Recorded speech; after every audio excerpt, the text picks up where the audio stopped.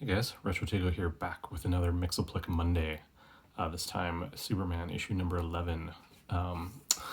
This, I believe, would be the first appearance of Mr. Myxlplyx in the post-crisis universe. And this, of course, is by John Byrne and Carl Kessel. So let's get right into this one. We see the name game, Superman the name game. So this fine, suave fellow has made his way into the Daily Planet, has made his way up to Lois, and offers to take her out to lunch, even though she and Clark have previous engagements. That doesn't really matter when he's such he's such a good-looking guy. His name's Ben DeRoy at this point, and my, what a chiseled jaw that man has. So he kind of puts the rub on the plans Clark had, but you know, Kat is there. Early on in this run, Kat was vying for Clark's attention, and Mr. DeRoy takes Lois out to lunch.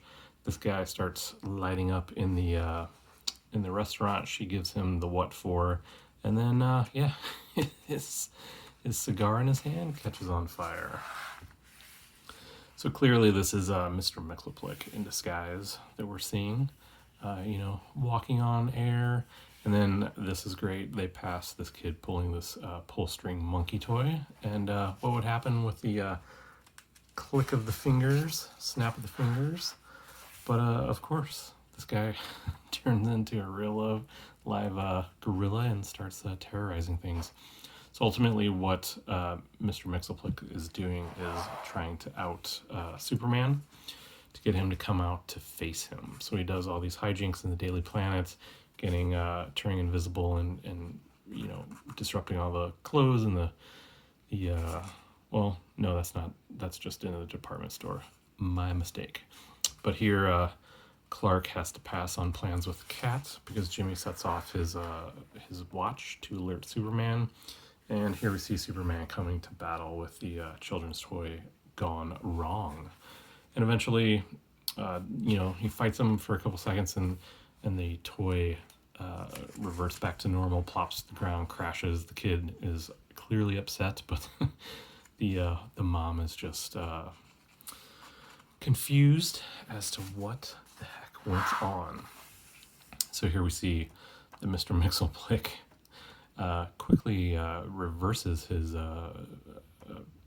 fascination with Lois, finds a mannequin who is much prettier, and actually animates her while turning Lois essentially into a mannequin. Superman arrives on the scene. Lois is stuck in a mannequin pose, and eventually Mr. Myxlplyx does enough to get Superman to arrive on the scene. And from here, this is where, you know, like the last issue I looked at, this is where it kind of gets good for me, in that he basically explains himself and says, you know, I have the power to turn you all these different things. And I love the Mad Magazine sort of shout out there.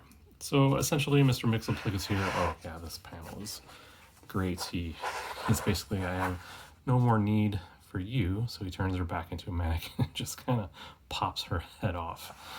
Yeah, so the game is basically afoot. They come up with a contest, and essentially Mr. Myxlplyx writes his name, which he doesn't he doesn't have a name at this point, and he's like, well, let's just create one. So he forms this gigantic typewriter up on the billboard and comes up with this name, which to him is gobbledygook. And you see the pronunciation John Byrne went with here. I will always call him Mr. Myxlplyx because that's essentially how I learned it. You can call him whatever you want. And this is where the fun ensues for me. He animates the Daily Planet building and gives them kind of a childlike attitude. So eventually Superman spoils his fun and he starts crying, which splashes down water onto the street level. So some back and forth ensues, some hijinks where he almost reveals his name, but he turns it into a W instead. And so that's where Superman gets the bright idea of tricking him into essentially calling bluff on the original sort of idea of him calling out his name, and bets him that he can't write the same sort of keystrokes that he used to come up with his name, since it was all sort of gobbledygook in the first place. So Superman tricks him pretty easily this go around, and he's like, I used my magic to make sure I'd hit the right keys, but you didn't. And so, yeah, for this issue, Superman thwarts him by getting him to spell his name backwards. And then the rest of the issue is kind of back to status quo. Lois is recovering sort of in the hospital, and then she eventually brings some food over to Clark's, and Kat is there, and Lois sort of storms off, and yeah, gives this hobo the food that she brought over to make amends with Clark and have a great lunch. So yeah, in terms of an issue with Mr. Myxlplyx in it, not quite as fun as the previous issue that I showed, but still quite creative in his in his attempts to mess with Superman. So again, Mr. Myxlplyx, anytime these issues come up where he's in it, they're a lot of fun to read, just because you never know the types of hijinks he's going to get up to. That's really a good sort of word for him, hijinks. It's not so serious of a adversary as, like Doomsday or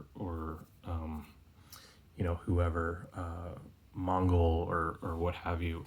So these issues with Mr. Myxlplyx brings sort of an air of lightness, again, hijinks. So that's why I like him so much, and that's why I like Superman issue number 11, I believe, the first appearance of Mr. Myxlplyx post-Crisis.